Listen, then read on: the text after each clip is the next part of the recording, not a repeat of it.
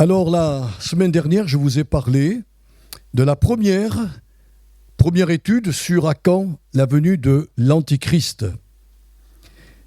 Et je vous ai rappelé une chose importante, c'est que notre Dieu, dans son immense sagesse, n'a pas voulu accorder à un serviteur de Dieu particulier l'ensemble des événements, je dirais, apocalyptiques ou les événements de la fin des temps.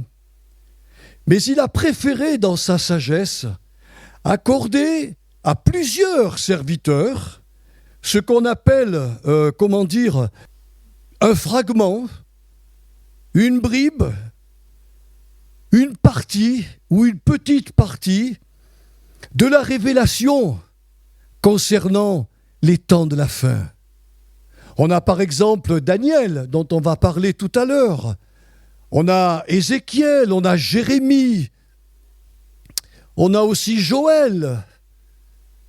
Le jour de la Pentecôte, l'apôtre Pierre a pris une des prophéties de Joël qui parle de la fin des temps et de ce renouveau du Saint-Esprit qui viendra. On parle aussi de Jésus, qui dans les évangiles a apporté des fragments de la fin des temps quand on lui a posé une question.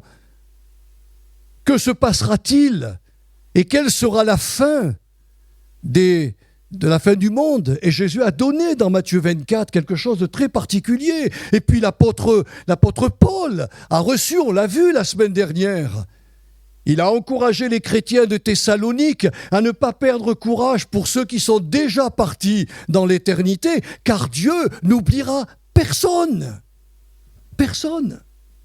Et il a remis de l'ordre en disant qu'avant la venue de l'Antichrist, il faut qu'on ait vu paraître l'apostasie mondiale, qui n'est pas simplement un rejet de la foi chrétienne, mais qui est aussi un abandon de la loi morale divine que Dieu avait gravée et a gravée dans nos consciences et nous a apportée dans la Sainte Bible.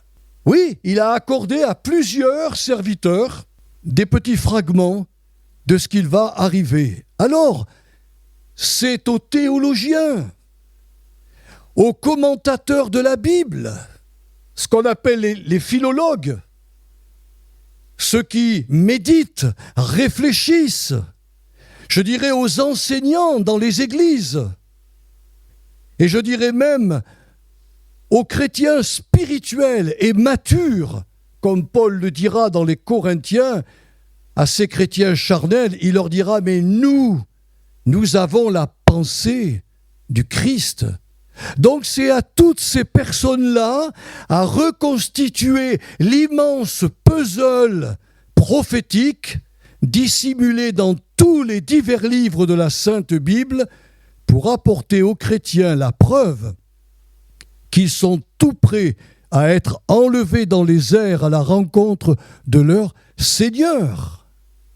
Alors ce matin, je me propose, dans cette seconde étude, de vous parler du rêve que fit le grand roi Nebuchadnezzar. Alors dans certaines versions, on l'appelle Nabuchodonosor.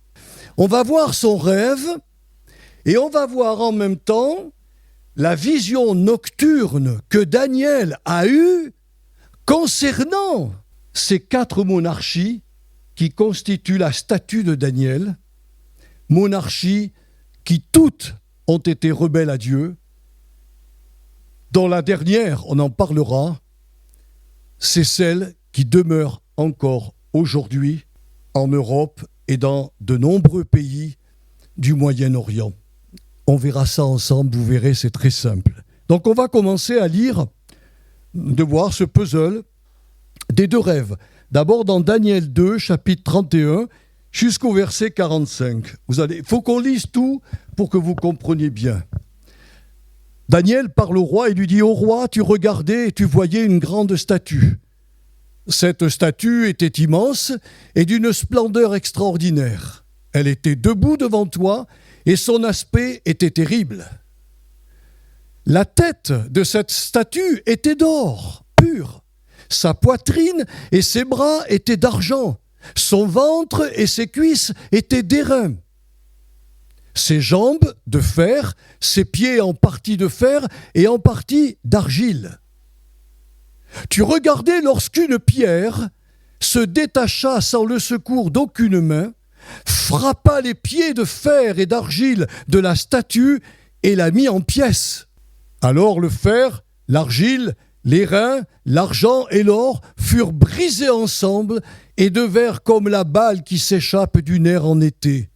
Le vent les emporta et nulle trace n'en fut retrouvée. Mais la pierre qui avait frappé la statue devint une grande montagne et remplit toute la terre. Voilà le songe. Nous en donnerons l'explication devant le roi. Ô roi, tu es le roi des rois, car le Dieu des cieux t'a donné l'empire, la puissance, la force et la gloire.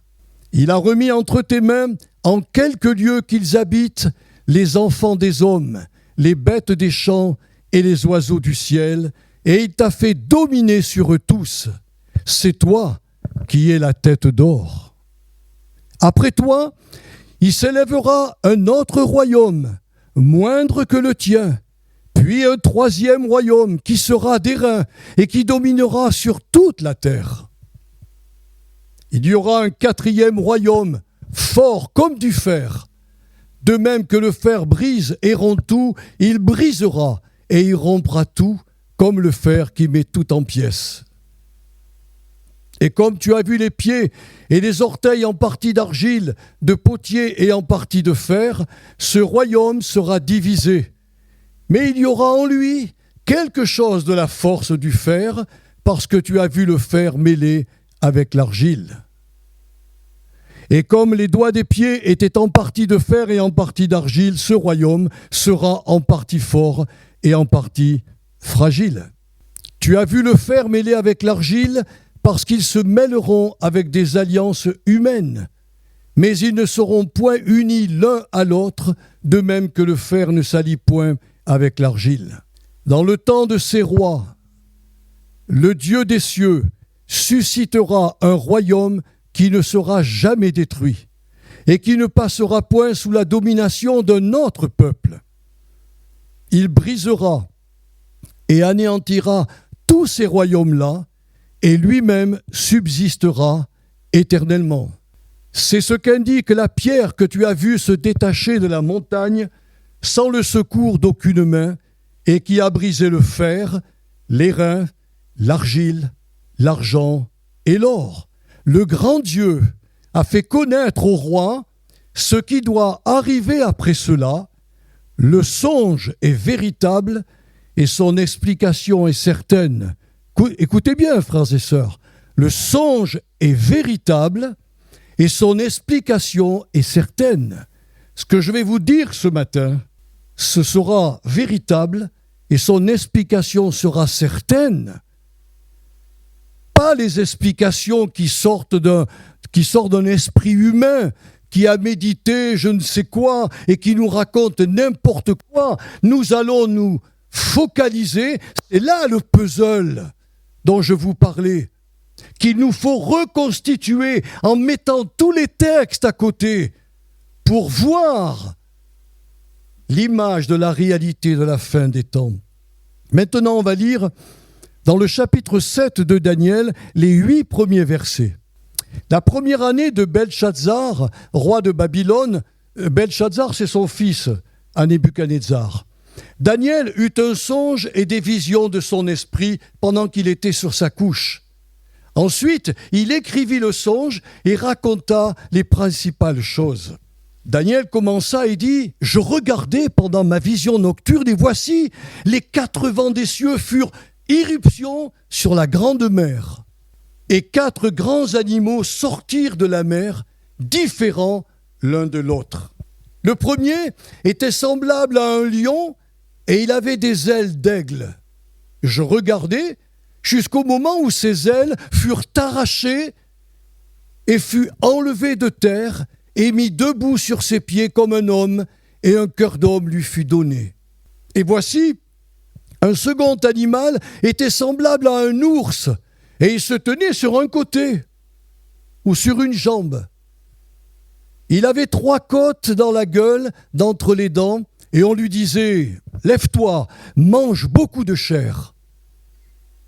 Après cela, je regardais, et voici, un autre était semblable à un léopard, et il avait sur le dos 4 ailes, comme un oiseau. Cet animal avait 4 têtes, et la domination lui fut donnée. Après cela, je regardais pendant mes visions nocturnes, et voici, il y avait un 4e animal, terrible, épouvantable et extraordinairement fort. Il avait de grandes dents de fer. Il mangeait, brisait et foulait aux pieds ce qui restait. Il était différent de tous les animaux précédents et il avait 10 cornes. Je considérais les cornes et voici une autre petite corne sortir du milieu d'elle. Et 3 des premières cornes furent arrachées devant cette corne et voici, elle avait des yeux comme des yeux d'homme et une bouche qui parlait avec arrogance. Voilà les 2 puzzles que nous allons déposer devant vous ce matin. Et quand je vais vous en donner l'explication, ça va devenir tellement naturel. Parce que l'histoire est là pour nous raconter ce qui s'est passé. Mais à la lecture de ces 2 textes, mes frères et sœurs, nous devons bien nous rendre compte que l'avenir du monde est bien dans les mains de notre grand Dieu.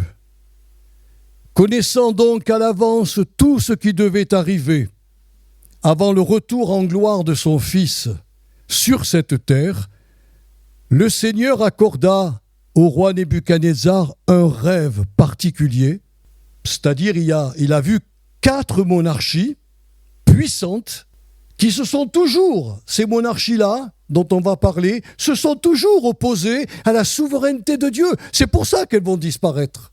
Et Daniel, dans sa vision nocturne, compare la politique de ces monarchies à des bêtes sauvages. Un lion avec des ailes d'aigle qui furent arrachées, un ours dressé sur ses pattes, ayant 3 côtes dans sa gueule, un léopard ayant 4 têtes et sur le dos 4 ailes, et une bête sans nom, terrible, extraordinairement puissante. Daniel va donc commencer à parler au roi Nebuchadnezzar et à lui expliquer. Tout d'abord, il va lui dire que l'immense pouvoir que tu possèdes, ô roi Nebuchadnezzar, c'est le Dieu des cieux qui te l'a accordé. Cet homme-là, sur le Moyen-Orient, était le roi le plus puissant de l'époque. Et il lui dira, toi qui es à la tête de la monarchie chaldéenne, le roi Nebuchadnezzar, vivait à Babylone, une somptueuse demeure, un palais comme on ne peut pas imaginer. Tout le monde a rêvé d'aller s'installer à Babylone là-bas. Mais lui, il était roi à Babylone. Et il lui dit, roi Nebuchadnezzar, tu es la tête d'or de la statue. Mais alors que veut dire ces ailes qui lui furent arrachées à un moment donné? On l'a lu dans Daniel 7, verset 4. Eh bien, ces ailes font référence à un épisode de la vie du grand monarque lorsque Dieu lui retira à un moment donné, à cause de son orgueil démesuré. Vous pourrez le lire dans Daniel 4, versets 19 à 37. Là, je vous laisse le soin de le lire à la maison. Ce roi s'est élevé et Dieu l'a châtié. Il lui a enlevé son sceptre d'or et cet homme a perdu l'esprit et il est devenu pendant 7 longues années comme un animal mangeant de l'herbe. Vous le lirez. Il y avait même une vision qui lui avait été accordée. Une vision. Mais le roi n'a pas écouté l'explication de Daniel. Il n'a pas mis un terme à ses péchés, il n'a pas mis un terme à tout ce qu'il devait régler. Et au bout d'une année, il se pavanait dans Babylone. Il a dit, mais je suis quand même quelqu'un d'important, d'extraordinaire, de puissant. Je suis. Et boum, le couperet est tombé et il a perdu l'esprit. On a été obligé de le mettre à part parce qu'il marchait comme une bête à quatre pattes et il mangeait de l'herbe. Les médecins aujourd'hui connaissent ce genre de maladie. Et au bout de 7 ans, Dieu rendit l'esprit, le bon sens, au roi Nebuchadnezzar, qui s'est humilié devant le Très-Haut, et il a été rétabli dans son royaume. Ce qui est étonnant, mes frères et sœurs, c'est que ce grand monarque, après avoir reconnu que Dieu est vraiment le Tout-Puissant qui règne dans la vie des rois et des humains, mais il ne s'est pas converti. Un peu comme le Pharaon du temps de Moïse, il savait que tous les miracles avaient été faits par la main puissante de Dieu, mais il a été buté, têtu, borné jusqu'au bout. Puis Daniel va progresser dans son explication de la vision de la statue aux pieds de fer et d'argile, et il va dire au roi Nebuchadnezzar qu'après lui et le règne de son fils, je vous donne une référence dans Daniel 5, versets 22 à 30, vous verrez comment ce fils est mort misérablement après avoir fait un acte complètement insensé. Il invite tous les grands de son royaume à faire un banquet. Ils ont bien mangé, ils ont bien bu, et à la fin, quand on est ivre, on fait n'importe quoi. Il a ordonné qu'on lui amène les ustensiles que son père avait récupérés au temple de Jérusalem, la vaisselle dans des coupes, voilà, où il buvait du vin, et tous ont festoyé. Et sur le mur est venue écrire une main, pesez, pesez, comptez, comptez. Et Daniel lui a donné l'explication. Il lui a dit, tu as été pesé dans les mains de Dieu et tu as été trouvé léger. Et Dieu enlève ta royauté. La nuit même, il est mort. Relisez, hein. Je ne vous dis que ce que dit la Bible. Alors, Daniel prévient bien qu'après le règne de Nebuchadnezzar et de son fils, eh bien, son royaume, sa monarchie puissante sera remis entre les mains d'une monarchie moins grande que la sienne, qui s'appelle les Mèdes et les Perses, qui sont représentés par la poitrine et les 2 bras d'argent de la statue que nous avons lue dans Daniel 2, verset 32. Ce nouvel empire, insoumis à Dieu comme tous les autres, fut au début gouverné par 2 têtes couronnées. Le premier s'appelait Darius et le second s'appelait Cyrus. Si vous connaissez votre Bible, Cyrus, à un moment donné, a été utile entre les mains de Dieu. Et c'est sous le règne de Darius que Daniel fut jeté dans la fosse aux lions et qu'à la suite de sa délivrance, un édit royal fut publié dans tout l'Empire pour qu'on adore le Dieu de Daniel. C'est incroyable ça, hein? Après la mort prématurée de Darius, Cyrus le Perse assuma la gouvernance de cet empire comme le montre l'ours se tenant sur une seule jambe et ayant 3 morceaux de chair dans sa bouche, ce qui représente les 3 grandes conquêtes des Mèdes et des Perses. Et si vous prenez le temps de lire Daniel 8, versets 3 et 4, vous verrez que l'empire perse est représenté sous les traits d'un bélier à 2 cornes. Vous voyez, j'étale devant vous tous les puzzles, hein, parce que tout ça va s'emboîter d'une façon merveilleuse. Le bélier a 2 cornes, dont la plus grande corne désigne la domination conquérante des Perses sur les Mèdes. C'est au sein d'ailleurs de la monarchie persane que Daniel reçut les plus belles révélations concernant l'avenir d'Israël et l'avenir des nations de la terre. Vous me suivez toujours ? Ces 2 monarchies sont tombées dans l'histoire, mais pour l'instant, elles sont représentées par une statue. Elles seront détruites même si Dieu s'en est servi au cours de l'histoire pour punir Israël pécheur, et il les a envoyés dans ces nations-là. Mais à nous, il nous dit, nous qui sommes arrivés à la fin des temps, il va nous montrer au travers de ce que je vous prêche ce matin, où nous en sommes vraiment aujourd'hui. Et ça, c'est très important. Ensuite, Daniel va expliquer au roi Nebuchadnezzar qu'un troisième empire va apparaître sur la scène mondiale, représenté par le ventre et les hanches ou cuisses en bronze de la statue.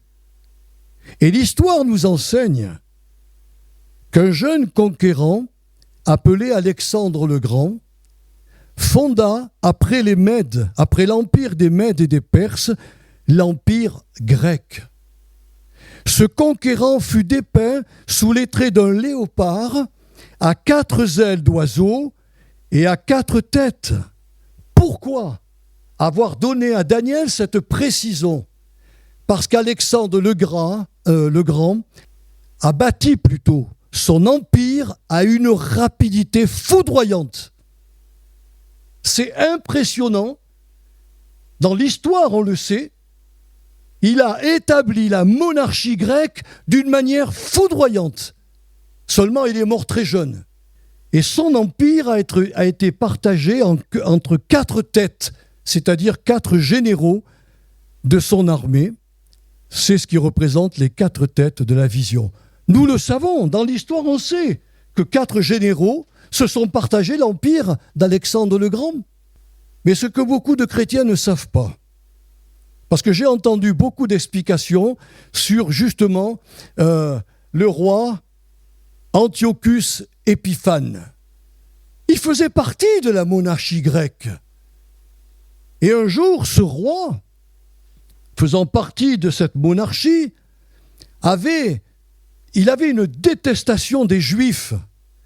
Et l'histoire nous raconte qu'il leur fit beaucoup de mal. Il dépouilla le temple de Dieu de son chandelier à 7 branches, de l'autel de la table des pains de proposition, puis occupa la citadelle de Jérusalem avec une garnison syrienne, tout en interdisant, sous peine de mort, il rigolait pas à l'époque, sous peine de mort, la circoncision et l'observation du Shabbat. Ça a fait un mal terrible à la nation israélite. À cette époque, les Juifs durent même sacrifier aux divinités grecques dont les autels s'élevèrent dans chaque ville. En décembre 168, au plus fort du conflit, un autel à Jupiter olympien fut dressé dans le temple de Jérusalem et un porc y fut sacrifié. C'est l'abomination dont a parlé Jésus. L'abomination dans le temple. Il a sacrifié un porc. C'est pourquoi Antiochus Épiphane fut considéré dans l'histoire des Juifs, comme dans celle de l'Église, comme le précurseur de l'Antichrist, la bête immonde de la fin des temps. Mais je veux bien vous montrer qu'il n'a simplement que dépouillé le temple de Dieu. Il ne l'a pas détruit. Il faut bien noter ce mot. Le temple était toujours élevé, mais il l'a simplement dépouillé. Ça fait partie de l'Empire grec. Les Juifs ont vécu cela et il y a eu une révolution. Alors, il y a des livres apocryphes qui racontent l'histoire des Maccabées. Les Maccabées, ils se sont révoltés après avoir sacrifié un porc dans le temple de Jérusalem, ils se sont élevés et ils ont fait la guerre. Ils ont bien sûr été rabroués et vaincus. Mais cela a existé, mes frères et sœurs. Et enfin, Daniel va révéler au roi Nebuchadnezzar qu'après la monarchie grecque viendrait un 4e empire. Cet empire n'avait pas de nom pour Daniel, parce que premièrement, il le voit tel qu'il va être, mais il ne sait pas qui c'est. Mais c'est un empire solide comme du fer, qui brise tout sur son passage. La majorité des théologiens et des commentateurs bibliques reconnaissent que cette monarchie-là correspond à l'Empire romain, qui est apparu après l'Empire grec, qui fut à tous égards différent de tous les autres empires que la terre ait enfantés, tant par sa force militaire que par sa puissance politique, économique et culturelle. L'histoire nous apprend que la Rome conquérante ne connaissait aucune frontière et que partout elle brisait toute résistance par la force de ses armées. C'est sous l'empereur Auguste de 27 avant Jésus-Christ et 14 après Jésus-Christ que l'Empire romain connut une expansion considérable au point qu'il contrôlait l'ensemble du pourtour méditerranéen. Et je vais vous montrer, et notre frère va nous mettre la carte, et vous allez voir, mes frères et sœurs. Vous voyez la France, l'Espagne, le Portugal, le Moyen-Orient ici, tout ça. Regardez, on monte sur les îles britanniques, tout ça. C'était tout l'Empire romain. Tout ça faisait partie de l'Empire romain. Les deux jambes que nous avons vues de la statue, elle a deux jambes,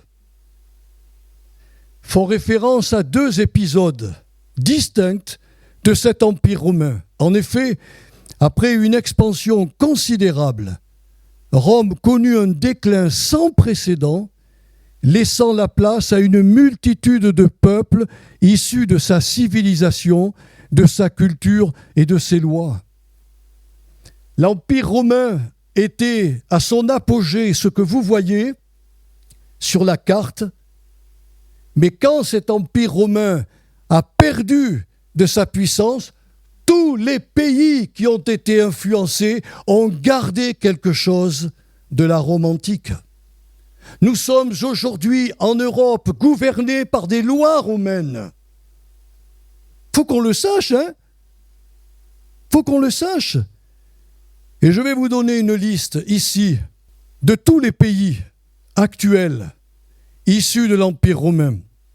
Vous avez l'Italie, la France évidemment, l'Espagne, le Portugal, la Belgique, la Suisse, le Luxembourg, l'Allemagne, l'Autriche, la Hongrie, la Roumanie, la Bulgarie, la Croatie, la Serbie, la Slovénie, la Bosnie-Herzégovine, le Monténégro, la Macédoine du Nord, l'Angleterre, le Pays de Galles, la Turquie, la Grèce, l'Égypte, la Tunisie, l'Algérie, la Libye, la Syrie, le Liban, le Maroc, Israël, l'Irlande du Nord et Est, la Pologne, la République tchèque, la Slovaquie. Tous ces pays descendent de l'Empire romain dégénéré. Tous. Et nous y sommes. Alors, mes frères et sœurs, ce puzzle du rêve du roi Nebuchadnezzar et de l'explication que nous en donne Daniel, il y a les trois premières monarchies qui sont tombées. Mais il y en a une qui est restée, c'est Rome. Et aujourd'hui, mes frères et sœurs, tout va se passer ici. Vous avez vu dans la statue, il y a 10 doigts de pied qui correspondent, on le lira la prochaine fois, à 10 rois qui vont faire allégeance à l'Antichrist et régner avec lui pendant un certain temps. Eh bien, le chiffre 10, dans la Bible, dans le symbolisme biblique, est une totalité complète. Ce qui veut dire qu'on ne peut pas dire que l'Antichrist va sortir de la France. L'Antichrist peut sortir de tous les pays qui sont encore guidés par cette Rome dégénérée. Il y en a beaucoup qui disent que c'est uniquement les pays européens unifiés. Non, pas simplement.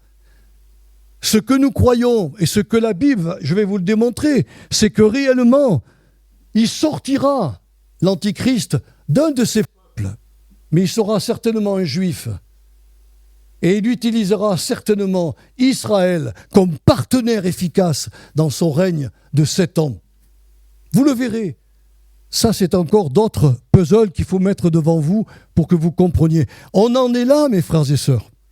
Et cet empire, vous avez lu avec moi, faut bien faire attention. Dans le temps de ces rois, Dieu soulèvera, avec la petite pierre qui se détache du ciel, soulèvera un royaume qui ne sera jamais détruit et qui ne passera pas sous d'autres hommes. Et ce royaume, c'est le royaume de Dieu. Mais avant que le royaume de Dieu s'installe, il nous faudra les 7 années de l'Antichrist, mais des gros problèmes, puisque la Bible annonce 3 grands malheurs sur la terre. Nous sommes arrivés au bout, mes frères et sœurs. Je ne sais pas quand est-ce que l'apostasie va inonder le monde entier, mais on est déjà. Puis-je me permettre de vous dire que lorsque l'apôtre Paul a écrit à Timothée, il lui dit que le Saint-Esprit lui a révélé que dans les derniers temps, nous vivrons des temps difficiles. Je suis allé au texte original pour savoir ce que veut dire le mot « difficile ». Il veut dire agressif et furieux. Mes frères et sœurs, nous sommes dans ce temps-là. Aujourd'hui, il n'y a plus de soumission aux autorités, plus de soumission aux parents. Mes frères et sœurs, il faut qu'on fasse attention. Devant vous, il y a toutes les pièces du puzzle. Il y a l'explication que Daniel nous a donnée. Nous sommes arrivés au bout du bout. Nous sommes dans des temps furieux. Au point que les gouvernants ne savent plus quoi faire. Ils ne savent plus comment arrêter cette violence parmi la jeunesse. Tous les jours, on a un fait divers terrible. La police est complètement dépassée. Les juristes sont complètement dépassés. Les juges ne savent même plus quoi donner comme punition. D'ailleurs, même ils disent, j'ai entendu un juge qui a parlé récemment, il a dit, bien sûr que je veux sanctionner, et sanctionner sévèrement, mais on n'a pas les locaux, on n'a rien. On n'a pas les moyens. Il faut une étincelle, mes frères et sœurs, je ne veux pas vous faire peur, une étincelle pour qu'une guerre civile brûle la France. Mais oui, nos soldats sont en alerte, les policiers sont en alerte, les pompiers sont en alerte, tout le monde est en alerte pour protéger la France. On ne sait pas ce qui va advenir. Quand je vous ai dit jeudi soir de prier pour ce qui se passe en Iran, on ne sait pas ce qui va advenir s'il y a une attaque militaire américaine. Nous ne savons rien. Le Dieu du ciel contrôle toutes choses. Mais on n'a pas de révélation. Ce que je peux vous dire aujourd'hui, avec certitude, cette vérité qu'on a lue dans Daniel, ce que je t'ai expliqué au roi Nebuchadnezzar est certain, et la chose se produira. Nous vivons ici. Ce n'est pas en Amérique que viendra l'Antichrist. Il sortira d'ici. Je ne comprends pas pourquoi, mais ça a été donné à Daniel.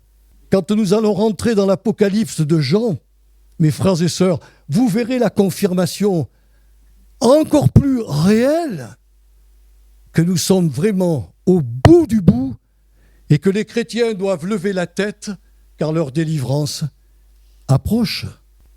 Quand la petite pierre, c'est-à-dire le royaume de Dieu, par la venue de Jésus-Christ, arrivera du haut du ciel, tous les empires, toutes les politiques des hommes seront balayés comme on balaye la balle après avoir retiré le grain de blé. Et ce royaume durera éternellement. Mais avant qu'il apparaisse, l'Antichrist doit venir. Et son règne sera très court, 7 ans.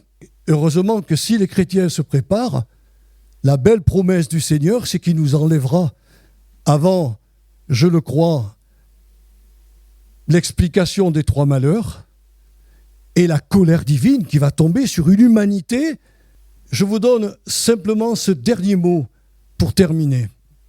Ça fait des années que nous voyons des catastrophes. où on voit des tremblements de terre sans précédent, des inondations où d'habitude, ce n'était pas inondé. La neige est tombée même en Arabie Saoudite, c'est pour vous dire. On voit des choses complètement surréalistes, pas une personne, pas une, vous m'entendez, interviewée dans ces catastrophes. On dit on devrait se tourner vers Dieu pour qu'il nous pardonne d'avoir été si rebelles contre lui. Or, tout ce qui arrive n'est pas pour punir les hommes, c'est pour réveiller leur conscience et les attirer au Christ Jésus. Mais ils ne comprennent rien. Et il y a un passage de l'Apocalypse, on le lira ensemble, où il est dit que malgré tout ce que j'aurais fait sur la terre, pour réveiller leur conscience, ils lèveront le poing au ciel. Et ils maudiront le Dieu du ciel. C'est pas étonnant que la colère divine s'abattra sur eux. Mais elle n'est pas pour nous. Moi, je ne maudis pas le Dieu du ciel, ni vous. On l'aime, on le sert, on le glorifie. On témoigne de lui. C'était ma deuxième partie. On est rentré dans le sujet. Et la prochaine fois, dans la troisième partie, je vous communiquerai d'autres informations concernant la monarchie romaine. Je ne sais pas quels sont les rois qui n'ont pas de royaume, mais qui vont un jour régner pour un temps avec l'Antichrist. Comme je vous l'ai dit, c'est une totalité complète. N'importe qui, parce que les Juifs, ils sont partout, hein. De n'importe quel pays peut se lever l'Antéchrist et apparaître. Le jour où on apparaîtra, on le verra, parce qu'il se montrera tel qu'il est dans sa personnalité, dans son caractère et dans ses intentions. Un peu comme Hitler, on s'est moqué de lui quand il a écrit Mein Kampf. Mais il a tout dit dans le livre. J'exterminerai tous les Juifs. Et ils l'ont mis au pouvoir. Vous imaginez ? Aujourd'hui, nous sommes là. Et l'Antichrist peut sortir de partout. Mais en tout cas, il se révélera. On saura qui il est. Parce qu'il n'aura ni foi, c'est-à-dire qu'il n'aura ni religion, ni loi. Donc, comme le monde aura été bien préparé par l'apostasie, le monde entier tombera dans ses bras. Enfin, on a un président qui n'a ni loi, ni foi. Et ils l'accueilleront. Tout est prêt. Et quand il utilisera le faux prophète, parce qu'avec l'Antichrist, il y aura aussi la religion. Ils ne sont pas dupes. Hein. Quand on veut régner, les dictateurs ont toujours à côté d'eux la religion. Et le faux prophète fera mouvoir à la télévision, sur Internet, l'image de la bête. Avec qui, pensez-vous ? Avec l'intelligence artificielle, qui est déjà opérationnelle. Si aujourd'hui vous n'avez pas d'intelligence, l'intelligence artificielle vous montrera que dans tel pays, il vient de se passer une catastrophe terrible et c'est du faux. Et les gens diront, mais on a vu les images, on les a vues. Oui, mais c'est un faux miracle. Donc on a vu, déjà dans la première partie, que l'Église va être enlevée, que le Seigneur Jésus n'oubliera personne. Et puis dans cette deuxième partie, on a vu avec le rêve du roi Nebuchadnezzar, les 4 monarchies les plus importantes de la planète, dont 3 ont disparu, et la 4e, même dégénérée, est toujours présente. Et c'est de cette monarchie-là que va sortir l'Antichrist. Donc on n'est pas loin. Voilà. Que le Seigneur vous éclaire. Seigneur, on te remercie pour cette deuxième étude. Je te prie, Seigneur, de continuer à nous montrer avec d'autres prophéties qui ont été annoncées pour clarifier l'heure exacte qu'il est à l'horloge, à ton horloge prophétique. Il faut que ton Église, au lieu d'être dans la passivité, Seigneur, se mette à lever les yeux vers le ciel et à travailler pour toi. Ou plutôt, comme le dira l'apôtre Paul, à mettre en œuvre leur salut. Seigneur, je bénis mes sœurs, je bénis mes frères et fais-leur comprendre ce que nous avons vu avec déjà ces différents puzzles que nous avons étudiés ensemble, tout s'emboîte maintenant merveilleusement bien. Et je te remercie parce que c'était ton intention. Ton intention.